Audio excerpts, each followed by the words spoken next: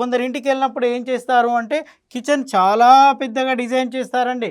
ఎంత అంటే 12x12 size, 12x12. ఇంకా కొన్ని ఇళ్ళలో 14x14 కూడా ఉంటుంది. సో ఇంత పెద్ద కిచెన్ ఏం చేస్తారు, సో యూ షేప్లో ఇగో మాడ్యులర్ కిచెన్ అని చెప్పేసి యూ షేప్లో ఇవన్నీ వేస్తారండి.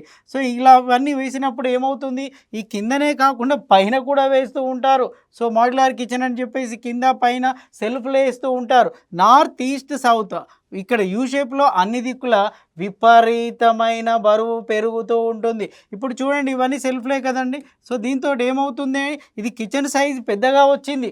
అంటే సైజ్ పెద్దగా ఉంది కాబట్టి దీని యొక్క కెపాసిటీ కూడా పెద్దగా వచ్చింది. మరి మంట అంత పెద్దగా మండిస్తున్నారా అంటే ఆ సినిమా లేదండి. సో అన్ని స్టవ్లన్నీ చిన్నగానే ఉంటాయి, మంట కొద్దిగా మండుతూ ఉంటారు. సో చాలా ఇళ్లలో ఫంక్షన్స్ అయినప్పుడు ఏం చేస్తూ ఉంటారు అంటే సో ఆర్డర్ ఇస్తూ ఉంటారు, బయట వారికి ఆర్డర్ ఇస్తూ ఉంటారు. అక్కడ వాళ్ళు తన ఇంట్లో మంట మండుతూ ఉంటుంది, తనకి ఆదాయం పెరుగుతూ ఉంటుంది, తనకి శుభాలు వస్తూ ఉంటాయి, ఇన్కమ్ జనరేట్ అవుతూ ఉంటుంది. అదే మన ఇంటికి వచ్చినప్పుడు ఏమవుతుందంటే సో ఇల్లు పెద్దది, స్టవ్ చిన్నది, మంట ఇంకా చిన్నది. ఈ మధ్యకాలంలో కొందరు వంటలే మర్చిపోతున్నారు, ఆర్డర్స్ పెడుతూ ఉన్నారు. సిటీ కల్చర్ చెప్తున్నాను. సో దానివల్ల ఆగ్నేయ దోషం ఏర్పడుతూ ఉంటుంది. సరే ఇక్కడ చూస్తే ఇక్కడ ఏం చేశారండి, మాడ్యులర్ కిచెన్ అని, యూ షేప్ కిచెన్ అని చెప్పి, ఐలాండ్ కిచెన్, ఓపెన్ కిచెన్, రకరకాల కిచెన్ల నిర్మాణము జరిగింది.